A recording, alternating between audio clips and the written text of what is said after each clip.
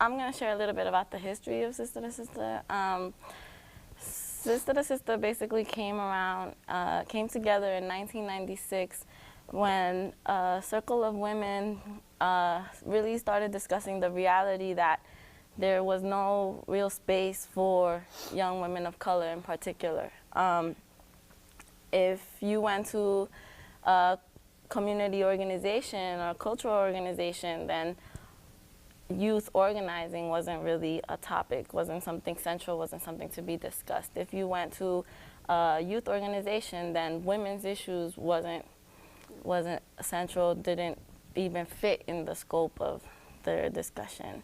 And if you went to a women's organization, youth was last. Women of color, working class women of color wasn't at the center, so. Yeah, so that's basically where Sista to Sista came to in terms of... I think too, just to add, there was a bunch of people were at a Black student leadership conference or something like that. It was out in the West somewhere. I'm getting the title wrong, and they were sitting there, and there was all these like workshops and panels and things talking about young Black and Latino men, like the experience of young Black and Latino men in urban centers in the inner city, really talking about young men as like this kind of endangered species because there's all this stuff coming at them, and you know, police brutality and all of these things and gangs and blah blah blah.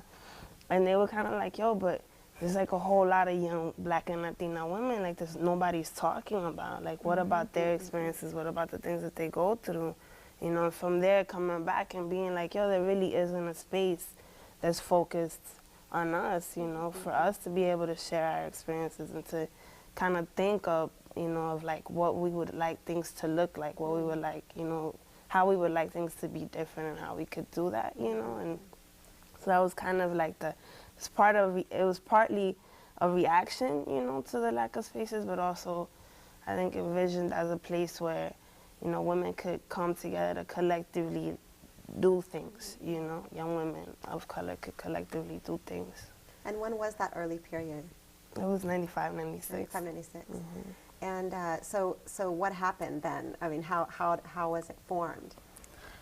Well, originally the group of women of color started discussing the need to have something, a space for the holistic development of young women, for young women, and by young women. And so originally what came out of that was the idea of having a program, an annual program that came together in the summer. And it was all by volunteer effort and time. And that was the beginning of the Freedom School for young women of color.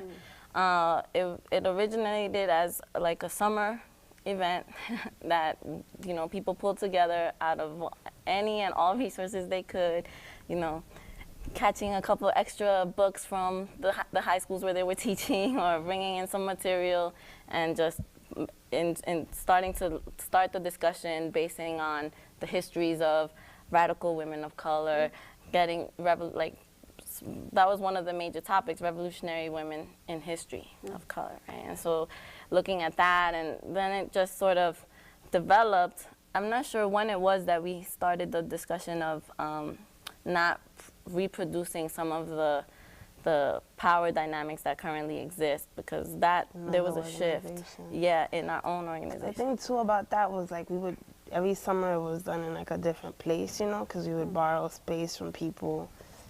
So one summer we used like a church space, one summer we used a school space, like other organization spaces. And I think too that whole idea with the Freedom School, why, you know, it got named the Freedom School was in the tradition of the freedom schools that happened down south during the civil rights movement and all that, you know, that time period of like a way to do political education work with people and then be able to take action with people. So, you know, just to kind of add that.